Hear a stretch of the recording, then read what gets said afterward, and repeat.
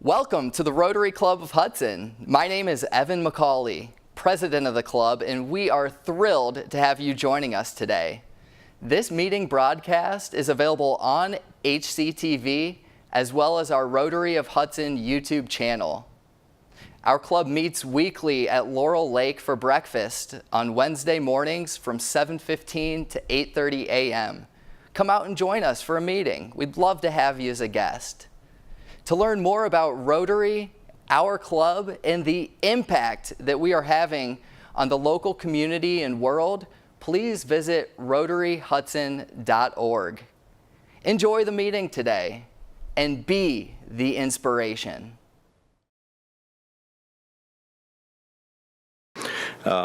He's an Akron resident now, visible at the Rubber Ducks games and Jumbo Shrimp games, as well as local communities, and it's on several boards. His wife is Liz, and he has a 9-year-old son, Josh. I know it's a long introduction. Sometimes I cut it down, but I thought a lot of great stuff here, so I want everybody to know. Ken?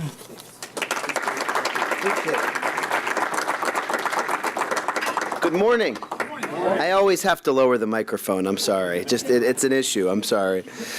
Good morning on this probably not baseball-like morning in Hudson. It's a real pleasure for Sonia, Marco, and I to be here together with you, and we've been looking forward to this for quite some time. We are only 10 weeks from opening day, so if you're looking for some kind of glimpse of end to this frozen tundra, I'll leave you with that and the fact that pitchers and catchers report in just 2 weeks. So now they're not reporting here in Ohio in 2 weeks, just so we're all clear. They're reporting in Goodyear, Arizona, and of course down in Florida as well. But this is a real treat to be here, and I thought what I would do this morning, because we're still a few weeks away from the season, is share a little bit of a story of our journey these last few years here in Akron, how a guy ends up owning a minor league baseball team, and more importantly, why we're doing what we're doing here in the community and the impact that we hope to have in Northeast Ohio. So I grew up, as Jim mentioned, I grew up outside of Washington, D.C. I grew up in a household that was completely sort of immersed and dominated in the world of sports. My sister and I were always sort of being shuttled and carpooled to practices by my parents. It's funny now, as a father of a 10-year-old, I'm now the one in the driver's seat driving him to all these games and practices all these years later, and I know how devoted my parents were to taking us to all of our different sporting events and activities. But my parents, it was also sort of a very unique relationship with sports because my father worked in the business. He was a general counsel for the Baltimore Orioles and for the Washington Redskins earlier in his career, and spent the majority of his life actually as an agent in the NBA, representing NBA basketball players. And he just retired after 6 years of running the Phoenix Suns out in Arizona as their president of basketball operations. So, really interesting sort of lens to be able to look at the world of sports growing up. And I thought, every kid just, got a chance to go sit courtside at games or sit in a suite before a baseball game. And now I explained to Josh, no, today we're not going to be sitting right behind the plate. We're going to be, sitting with everybody else. And I think it's really interesting to see the eyes of kids when they walk into a sports facility. And one of the things I love most about minor league baseball is the accessibility that it provides to our fans. I'll get to our story in Akron here in a moment, but I think everybody, how many of you guys have been down to a Rubber Ducks game in the last few years? Awesome. Well, let me give you a round of applause. We appreciate that. At Canal Park, there really is no bad seat. You could be anywhere in that wonderful park, and you have an intimate view of the game and the activities, the promotions, the fireworks. And we're really proud of that. And that really dates back to my time going to the ballpark with my dad. We were spending a lot of my childhood either at Memorial Stadium in Baltimore or later at Oriole Park at Camden Yards. And when I'd go up to games with him, he was a lawyer. He always had a yellow legal pad, and he was taking notes on different things that lawyers consume themselves with, like exciting things. Is the escalator working properly? Is anybody going to fall down? Fun lawyerly stuff. And I, of course, as a 9, 10-year-old kid about Josh's age, had to also have my own little yellow legal pad. And I'd follow him around writing things that I thought were interesting, like what were the different food items and how much did they cost, and who were the different companies around town that were advertising with the team supporting the Orioles. And the Orioles during that period of time were actually quite terrible. For those of you, and I know Marco knows his baseball history, he probably would know this by heart, but do you know how many games in 1988 the Orioles started by losing their first how many number of games? Putting him on the spot. 21 games, Marco. They lost the first 21. He set that up beautifully, right? It was great. First 21 games, and they actually fired their manager in the middle of that, Cal Ripken Sr. Of course, everybody remembers the great Cal Ripken Jr., but Cal Ripken Sr., his father, was the manager of the team while his son and his two sons, Billy and Cal, were on the team. They fired him, I think, somewhere after they lost their first 10 or 11 games to start the season. So, long story short, people were not going to Orioles games to see the team on the field. They were pretty dreadful. And the Orioles had to come up with compelling ways to get people to come down to the ballpark. And I remember talking to my dad, driving back and forth between the Washington area and Baltimore, where we lived outside of D.C. in Maryland. And, he said, how many people did you see smiling in the ballpark tonight? And I thought that was a strange question for a father to ask a son. And I said, well, I don't know. He said, well, next time you're at the ballpark, let's keep track of that on your notepad. And that became the beginning of what we now call and joke in our family is the Babby Fan Happiness Index. It often is not related to whether or not the team is winning or losing on the field.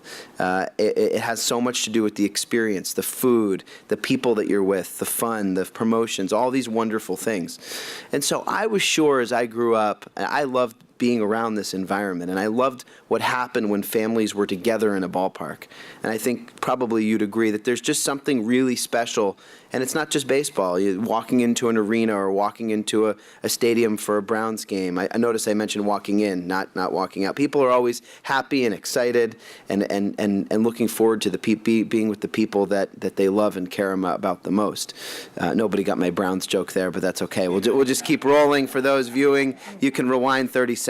You'll get it, no problem. But I'll share with you that it was in my DNA, I think, and sort of from a really young age, that the experience in these facilities really matter. And I always loved minor league baseball because if you think about it, and for those of you who know how minor league baseball works, we're here in Akron. We are the AA affiliate of the Cleveland Indians. We're really fortunate to have had wonderful players come through Akron over the last few years on the way to being stars in the major leagues and being in the World Series. I saw in the photos behind me, Bradley Zimmer, Francisco Lindor. We can go on and on about a number of outstanding players over the years that have come through Akron on the way to the major leagues. In fact, that World Series team just 2 years ago, 15 of the 25 guys on that roster that played for the Indians against the Cubs in that World Series had come through Akron in the last 2 to 3 years before that. And so we're really proud of the fact that we offer this great experience to our fans. So back to my story, I knew that I always wanted to be in sports. I knew that I always wanted to be around the ballpark. And I, as I said, from a young age, had a real passion for that. So I figured when it was time to go get a real job and graduate college, I went to a school up in Massachusetts, Wheaton College, and I figured, they say it's all about who you know. Figured for sure I'd be able to cash in on some of these great connections and network that my dad had, and I could email, and I'd have my whole sort of pick of the litter in terms of which teams to go work for. Well, it didn't quite work out that way. They say it is who you know. Well, it didn't help me a bit. I called and emailed, just about everybody that I knew in sports, and nobody hired me. And mostly they said you have absolutely no experience, and that's completely true because I had absolutely no experience. Now, I would have done anything. I would have made the coffee. I would have cleaned the bathrooms. I just wanted to be working for a team. And the best advice I got was from a guy by the name of Larry Lucchino, who's the very successful baseball executive for the Red Sox and Orioles and Padres. And he said, Ken, why don't you go out and get a job outside of sports, develop a set of skills that can help you later in your career. And if it works out, maybe you'll have an opportunity to get back into sports someday. And so I got a job working night shift at the Washington Post, my hometown newspaper. People were still reading newspapers in those days. And my first job was working 6 p.m. till about 3:30 in the morning. As I was telling Jim and our table here, you know, you couldn't leave the office until the newspaper was on the doorsteps of those 1 million or 2 million households on the morning, and that's how you knew your job was done. Nobody went home till that was finished. And I learned a great deal about community pride. I also learned so much about the importance of teamwork and working together every night to deliver on your mission. In the newspaper business, you know, what you did yesterday is no good anymore because people are already thinking about the next day. And that teamwork and camaraderie that comes together every night, very similar to sports, very similar to baseball, and what we do is actually kind of magical. And you wouldn't believe the number of times the paper actually didn't almost get to the doorstep if it wasn't for the great teamwork and people that I had the opportunity to work alongside, sort of lifting it up and really performing under the tremendous pressure, weather, different issues. And so the last 5 or 6 years that I was at the newspaper, I was actually fortunate to be asked to start our digital business, thinking about how to put apps on an iPhone for news and iPads and smartwatches and all these fun things. And all of that was fine and dandy until 2012 came along. And I walked into the office, as I had for the previous, I think, 13 years, and I found out that our little newspaper in Washington, which had been owned by the same family, the Graham family, if you know your Washington journalism history, right? Watergate and Katharine Graham and Ben Bradley. The Washington Post had been sold. And they brought all the executives into a conference room, and they said the Post had been sold, and of course we were all wondering who bought this thing. And the answer to that question was a guy by the name of Jeff Bezos, the founder of Amazon. And I'll never forget Jeff Bezos walking into the conference room asking the executive team, are you doing what you love? Are you incredibly passionate in doing what you dreamed as a child of doing as an adult? And I realized in that moment, honestly, that answer was no. And as much fun I'd had in the newspaper business, and I'd only planned to stay there a few years, it was time to really return to what I love to do. And so I spent those next few months traveling around the East Coast and the Midwest, going to minor league baseball games, taking my vacations, maybe sneaking out a little early on a Friday and taking a road trip with my son. You know, we drive to Richmond, Virginia, Nashville, Tennessee, Portland, Maine, Reading, Pennsylvania, all these great minor league baseball towns. And almost like I'd done as a kid with my father, with my notes, there I was now with Josh, and he was pretty young, traveling around, going to these games. And I got connected with a wonderful man by the name of Joe McCatherine. Joe is the president of the Eastern League, and Joe said, you know, Ken, are you interested in this minor league baseball business? And I said, I am, Joe.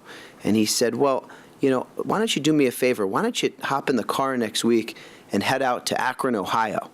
And I admit I started laughing at that point. I'm, you know, living 2-3 blocks from the White House. I'm in downtown Washington. And I said, well, why in the world would I want to go out to Akron, Ohio, Joe? And he said, listen, there's a beautiful little ballpark on Main Street in Akron, and I would love to know your thoughts on it. And so I did just that. I got in my car, I made the trip across the Pennsylvania Turnpike, and I sat out by third base, and everybody in this room knows that beautiful sort of, I think, romantic view when you first walk into the ballpark. The brick, the steel gates right out front actually reminded me a great deal of Oriole Park at Camden Yards when I walked in, and I saw that. I later learned that the architect that built Canal Park was part of the same team that developed not only Jacobs Field, now Progressive Field in Cleveland, but Oriole Park a few years earlier in Baltimore. So that was kind of very much felt like home. And I started sort of just jotting down notes of observations as I walked into this Arrows game, right? The team was the Arrows then. And I noticed that the concession signs had those old bowling magnetic letters kind of hanging off. You know, you could sort of read hot dog, but the H was kind of hanging off. And the prices were really expensive. The video board, if you remember, maybe from, you know, late 90s, early 2000s, was state-of-the-art when it was put in, but now it was 2012, and half the lights on the right side were burnt out, and you couldn't quite see it like you should. I'll never forget on that first weekend when I came to look at Akron, as I was walking down the concourse, I saw a boy. It was running on the concourse, not supposed to be running on the concourse, of course, and he had a sort of a skinned knee. It was bleeding, not terribly, but it was bleeding, and his mom was looking for first aid. And she walked up to one of the ushers and said, "I'm looking for the first aid." And the usher said, "Oh, it wasn't in our budget this year. We don't have first aid at the ballpark anymore," which probably should be illegal, but we won't go there. And I made a little note about that. And I started to think to myself, boy, there were probably maybe 500-600 people in the ballpark on this beautiful July Saturday night, Friday night. And I said, how could this be? And I asked people, and they said, well, the team used to do fireworks, but they sort of scaled those back, and the food's not that good, and it's very expensive, and tickets actually are pretty expensive here. You'd think it would be less, and it used to be really popular in the late 90s, but people just sort of stopped coming. So I took all these notes, and I thought to myself as I was driving back to Washington after my trip, I said, boy, if I was ever in a position where I could buy a team, I would assemble a group of people that are deeply passionate about the experience for our fans. I would think about, really re-energizing the relationships in that community. And more importantly, I think it's really important that you be living in that community and become a part of the community. The owner for the Arrows at that point was living in Boston, was out of town, not as engaged in the community. And as I was making that drive across the Pennsylvania Turnpike, and you've all made that drive as you're driving back to the East Coast, you come across a place called Breezewood. Everybody know Breezewood? And as you're making the drive to Breezewood, you're driving along, and all of a sudden, there's a red light in the middle of the highway, and you have no choice but to stop. And I stopped and grabbed a sandwich and just sort of collected my thoughts. And I thought to myself, what a great opportunity and great experience this would be to pack up, move to Akron, right, and become part of really rebuilding and re-energizing this community. And I called my friend Joe when I got back later that night, and I said, Joe, about this Akron thing. And he's on the other phone now laughing back at me. He goes, it's pretty special, isn't it? And I said, I think it's incredibly special. And I'd like to proceed down the path of buying the club. In late 2012, as Jim mentioned, we were fortunate enough to take over the Arrows here in Akron. We assembled that team led by Jim Fander, an Akron native, Hoban grad, to become our general manager. Jim had actually worked with the team earlier in his career and came back home. His wife was 9 months pregnant, and they were living in Port Charlotte, Florida, about maybe a mile from the beach. And I flew down there. And I said, in the dead of winter, I said, Jim, how about coming back to Akron? And believe it or not, I somehow sold him and his wife, and their family came back. And Jim actually, in addition to being our GM, is the president of our sports group and oversees our club here and works closely with our general manager and our team down in Florida as well now. But as Jim shared in his bio, Jim Ahern shared in his bio, we have been incredibly fortunate these last 7 years.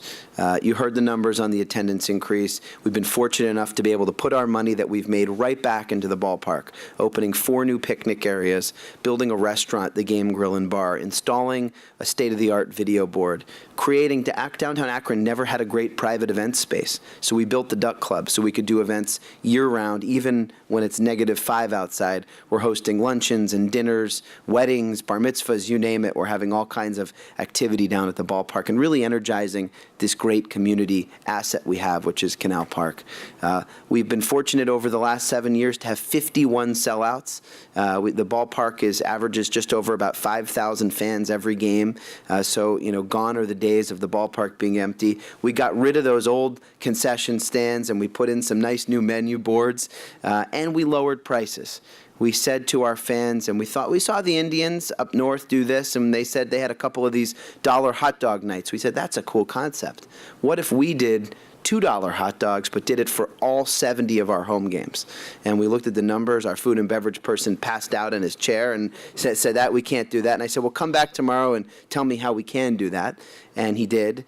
And we've done that for 7 years, and we'll continue to do that as long as we possibly can. $2 hot dog, I joke with folks, it even includes the bun and the condiments. It's a good deal. It's a good deal. Just making sure you're still awake. The food is what we've sort of become known for. Of course, these incredible promotions, and we'll release our promotional schedule for 2019 here in just a few weeks as we get closer to the season. But I'll share with you just a couple of fun things you can look forward to.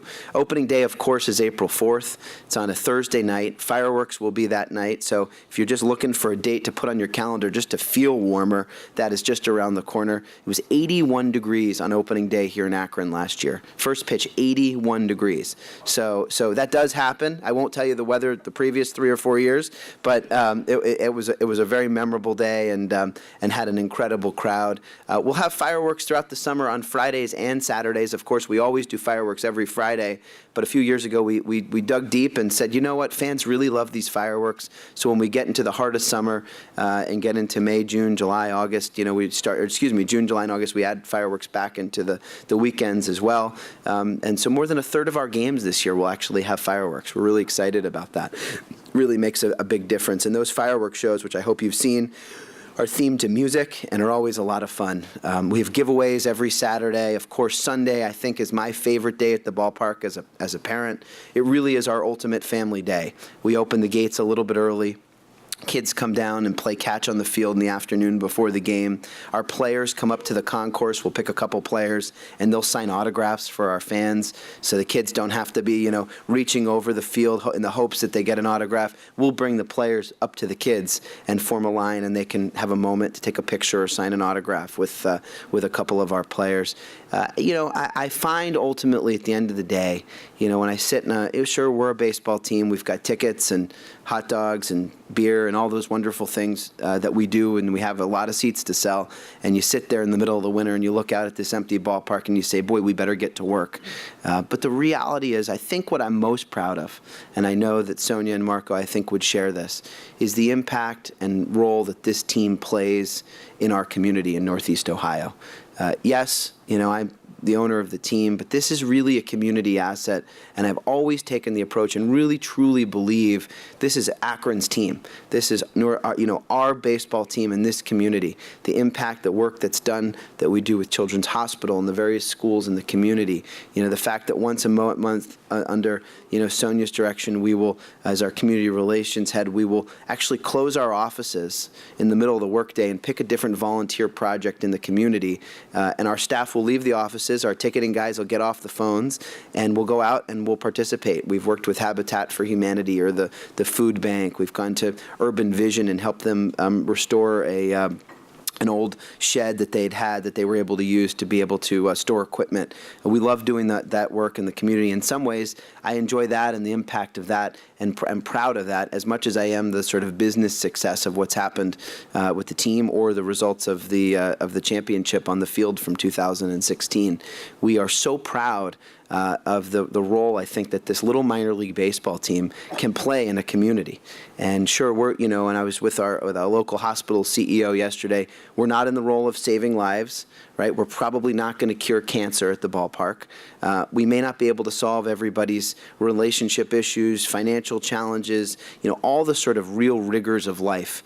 But what we can do, and what I'm really proud of, is from the moment that you get out of the car to the time you walk through the gates at Canal Park, for those 2.5 to 3 hours, you'll get a chance to spend a beautiful evening with the people that you care most about, and you'll be able to do it at an affordable price. We've made a commitment to the community that you'll always be able to get a $5 ticket to Canal Park, and as we mentioned earlier, there really is no bad seat.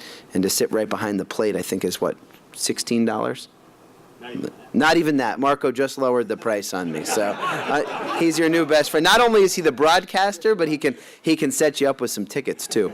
But it is a real pleasure to be here. I am honored that you asked us to come. I'm honored to close out your sports month, and there's so many wonderful speakers. I know that you've had Larry Williams, who I have great respect for, at the University of Akron, who they are also bringing back baseball. I'm sure he mentioned that. But Chris Sabo, the great Cincinnati Reds infielder, is now the head coach of the University of Akron baseball team. So it's really an exciting time for baseball in Northeast Ohio. And I haven't even mentioned the high hopes I think that we all have for the Indians this year as well. And so it's a great pleasure to be here. Thank you for supporting and coming down to the ballpark. We can't do what we do without the community. we have this great big ballpark, and it's nothing without the people that have come out to support the team, support what we've done, support the business and of great affordable family entertainment. And I would just posit for the group that in times of sort of questionable sort of economic, people talking recession on the radio this morning, maybe not, cold weather, all sorts of things that don't make people feel good. One thing you can look forward to this summer is sitting out at Canal Park and enjoying a $2 hot dog and being with your family and having a nice evening out. And when you're done with that night, you still have a little bit of money in your wallet as well, which is always a good feeling. So thank you for everything that you've done. One thing on our video board that I'll just show on the video board here, this Friday night, I always joke sort of we're all accustomed as a staff to being together every Friday, Saturday during the baseball season, but we're going to get the band back together here in the middle of January, first week of February. And Friday night, if you remember the Major League movie, there was a great actor in the movie, Corbin Burnson, that played Roger Dorn. Everybody remembers from the Major League movie. Well, Roger Dorn's going to be in Akron this Friday night down at the Hilton by Goodyear. We still have some tickets that remain. He is fantastic. If you remember, we brought him to the ballpark about 5 years ago and did a whole night geared towards Roger Dorn.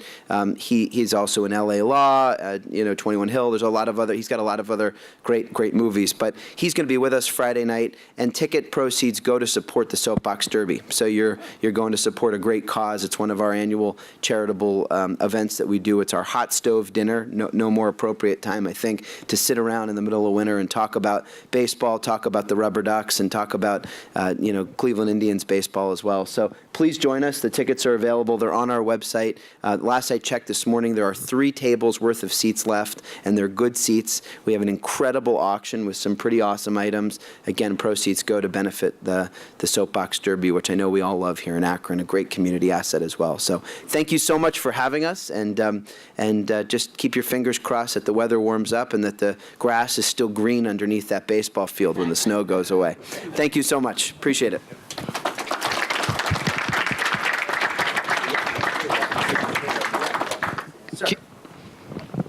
Can I ask a question first? It's no. not so much a question as a comment.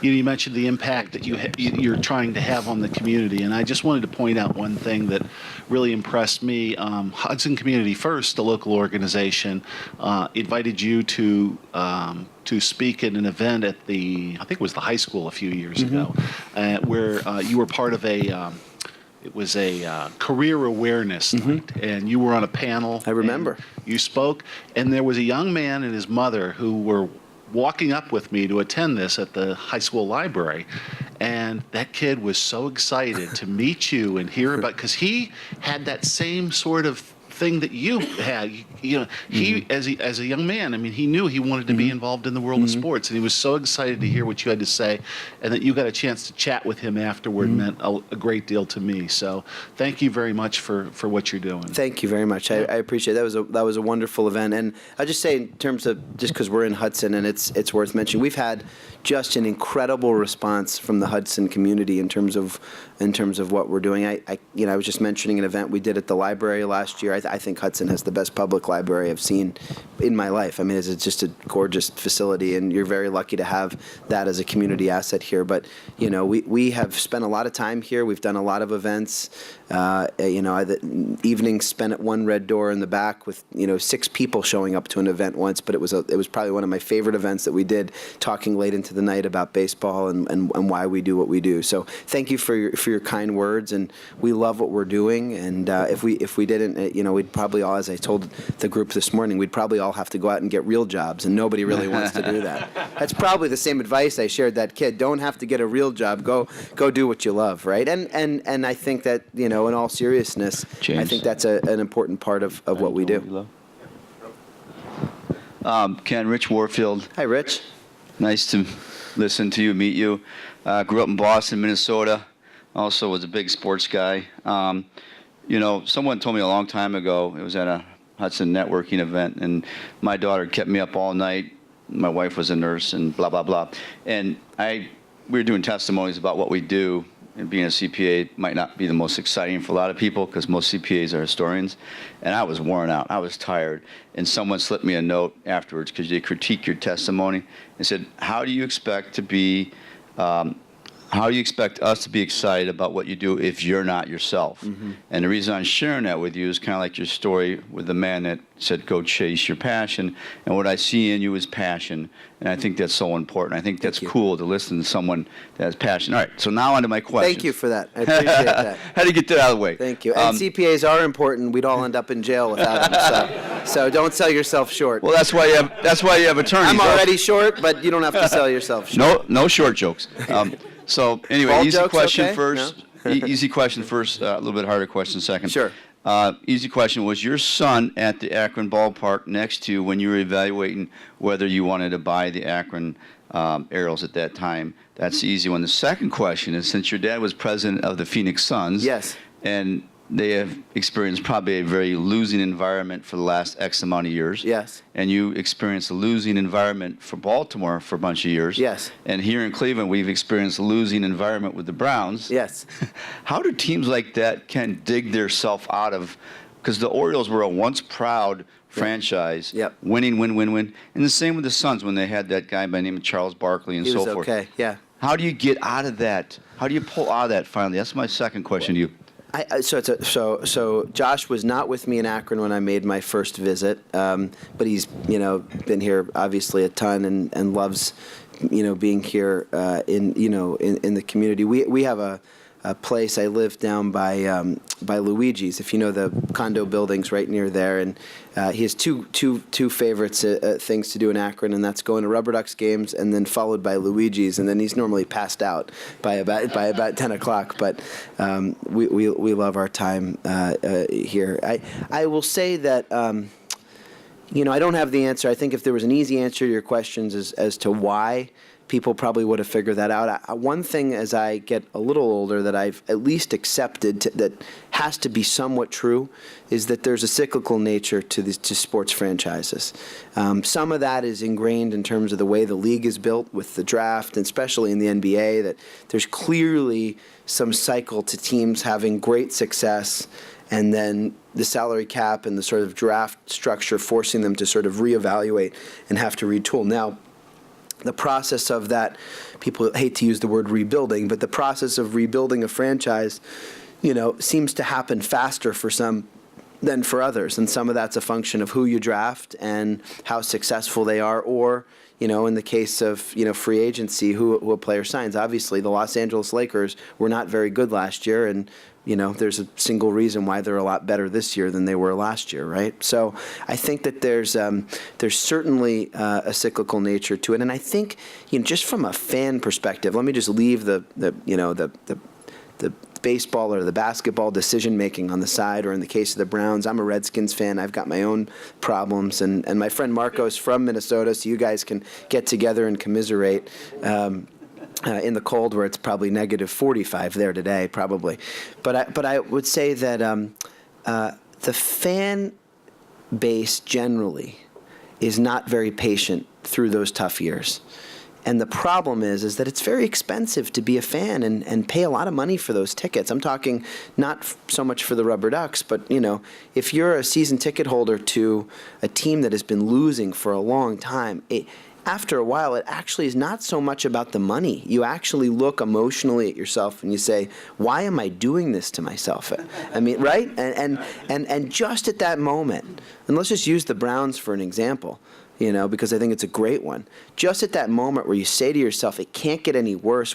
We're on, quarterback number whatever, and the team's on coach number whatever, and this is just brutal. They leave you last year, of course, with this incredible glimmer of hope, and they just enough to rekindle the fire. And I think there's a tremendous, for good reason, a lot of enthusiasm about the Browns in the community right now. And so that's that cycle, and who knows what will happen next year and how it'll affect it. I'll leave you 2 seconds, because I know you guys have other business to get to, but I spoke to a high school group in Akron 2 weeks ago. There were 31 people in the class. Sonia was in the room. She can tell you this was true. We were sitting in the Duck Club, and I asked them a bunch of questions about what they want to do when they grow up and their passion, but I also asked them who their hero was. 12 of the 31 people in the class, 12 of the 31 people in the class said Baker Mayfield was their hero. right? So just, put it in perspective. They've seen a lot less life than perhaps people in this room.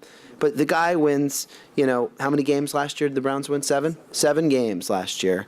And already almost half of the room. I mean, think about all the heroes of people you could mention. I mean, by the way, only 2 mentioned LeBron James, and I thought that was interesting. But because they grew up the last few years, obviously. But almost half the room said Baker Mayfield was their hero. So I'll leave you with that. I just thought that was fascinating. No judgments, just saying. Yeah. Yeah, so a couple things. First of all, if you're in Cleveland, you don't have to ask if people are aware of Major League. I think most That's people right. in Cleveland know that. 25 years, I think. Word by word, know everything. Yep. So you hit a home run to bring in Corbin Benson.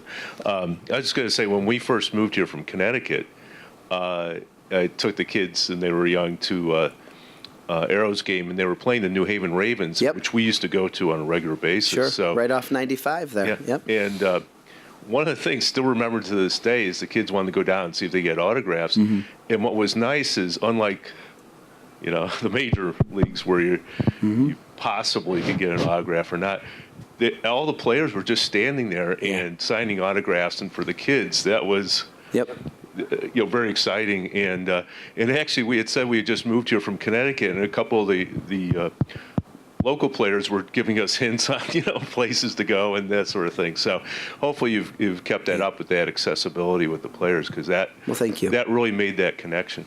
Yeah, I think I think the accessibility to players, as I talked about, the intimacy of being at the ballpark and being that close. For 6, 7, 8-year-old kid, they don't know the difference between a 19-year-old upcoming prospect shortstop or going up to Cleveland and seeing Francisco Lindor. And I know that because people came down and saw Lindor play as a rubber duck for years, and have watched him grow up to become arguably the best shortstop in the game. So, Jim. You kind of alluded a little bit to my question just at the end there, and that is, when you go to the Indians, I mean, they have a picture of Lindor outside the stadium. Sure. They do a great job of marketing personalities and players. That has to be a bigger challenge, obviously, for you, because a lot of times people want to go because they know Lindor is going to be a star. That's and they right. want to see him. You don't have everyday names in your place. So how do you get around that, or how do you deal with it? It's a great question, and so again, the Indians assign our players, our coaches, our trainer. So we don't sit around. Well, we might sit around and talk about who we think should be pitching tonight, but nobody would care what we necessarily think about that. So the real answer is we focus in on the fan experience. We do gravitate towards players when we have the opportunity to do so. We really celebrate the players that have played for the team. So we celebrated Lindor when he was here. We celebrated Bradley Zimmer. Every once in a while you get a major league player that comes down for a rehab appearance. They're finishing an injury and they're getting ready to go back, and we've had, you name it, and the accessibility to Cleveland has been wonderful, from Jason Kipnis to Kluber's been down twice, and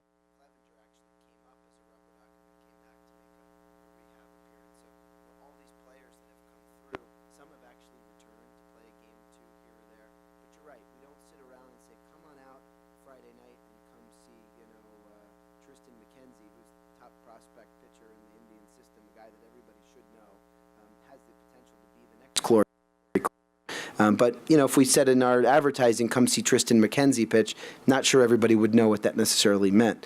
The diehard baseball fans, Marco's buddies, could have told you about Tristan McKenzie 5 years ago.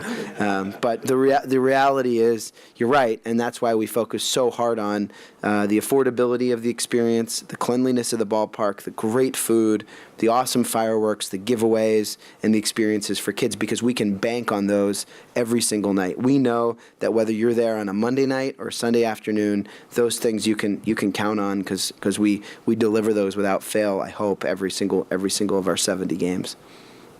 But it is a challenge for sure. Sir? Yeah.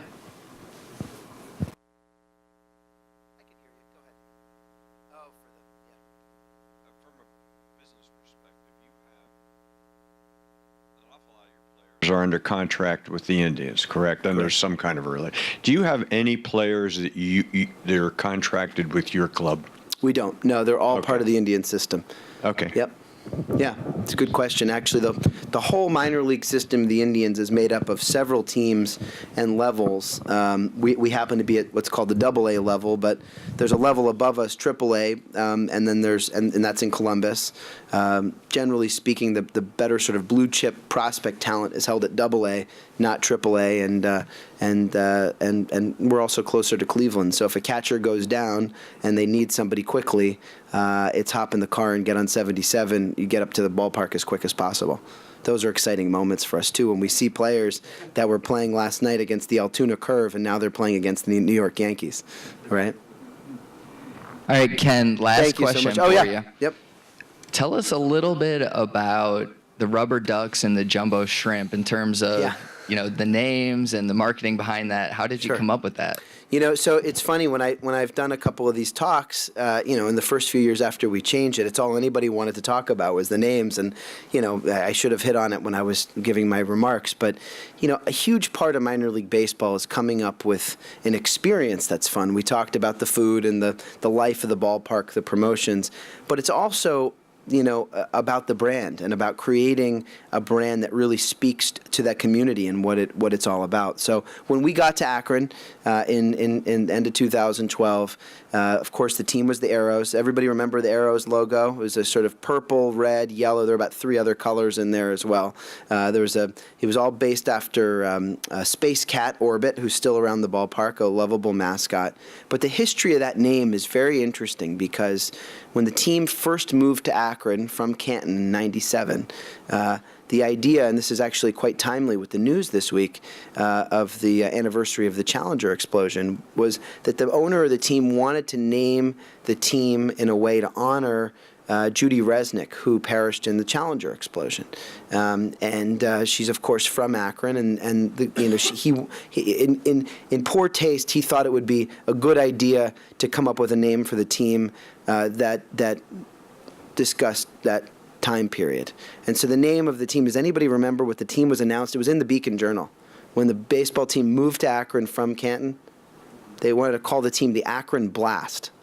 And in poor taste, every time the team hit a home run or won a game, there would be almost a virtual explosion in left field. There was a left field pillar, and there would be smoke and some flames, and it, obviously just incredibly poor taste.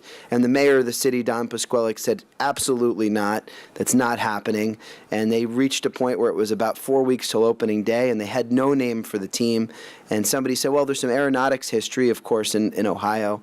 Why don't we just call them the Arrows? And that's how the Arrows were born. We got here in 2012, and we asked the community if the Arrows had a different name in town, what should it be? And it was sort of an interesting time. We got a lot of names back, but they all tied, every single one of them, tied back to the rubber industry. And there was the Gum Dippers, there was the Tire Jacks. I thought Tire Jacks was very cool. A lot of cool names, but one of the names that came out of that contest was the Rubber Ducks. And I admit, when I heard it the first time, I wasn't wild about it. I thought it looked like sort of the Ernie and Bert rubber duck, right? And actually, like the one that we joked with our faux back. We actually did a whole merch.